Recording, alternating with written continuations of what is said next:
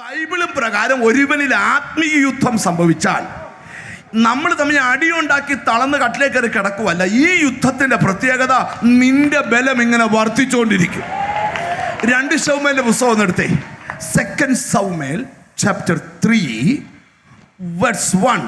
2 ശമൂവേലിന്റെ പുസ്തകം 3-ാം അധ്യായത്തിന്റെ 1-ാമത്തെ വാക്യം. ശൗലിന്റെ ഗ്രഹവും ദാവീദിന്റെ ഗ്രഹവും തമ്മിൽ ദീർഘകാലം യുദ്ധം നടന്നു. എന്നാൽ ദാവീദിന് ബലം കൂടിക്കൂടിയും ശൗലിന്റെ ഗ്രഹം ക്ഷയിച്ചും വന്നു. എന്റെ പാസ്റ്റർ അവിടെ താമസിക്കാൻ വന്നപ്പം മുതൽ പോരാട്ടവാ. അവൻ എന്നോട് നിന്ന് പോരാടുക. ബൈബിൾ ഭാഷ, നിന്റെ ബലം കൂട്ടാൻ അവനെ ഓടിക്കാതിരിക്കുന്നു. മിണ്ടുന്നില്ല. യുദ്ധം ചെയ്യുന്നവരോട് ഞാൻ പറയാം, വെല്ലുവിളിയുടെ മുമ്പിൽ നിൽക്കുന്നവരോട് ഞാൻ പറയാം, ബലം കുറയുവല്ല, ബലം വർദ്ധിക്കുക. ഇവിടെ അക്ഷരിക യുദ്ധം ഞാനും പാസ്റ്റർ അനിലും തമ്മിൽ ജഡത്തിൽ അടിച്ചാൽ പുള്ളിയും ക്ഷീണിക്കും, ഞാനും ക്ഷീണിക്കും, ഞങ്ങളിൽ ഒരാൾ ജയിക്കും. പക്ഷേ ആത്മയുദ്ധം അങ്ങനല്ല.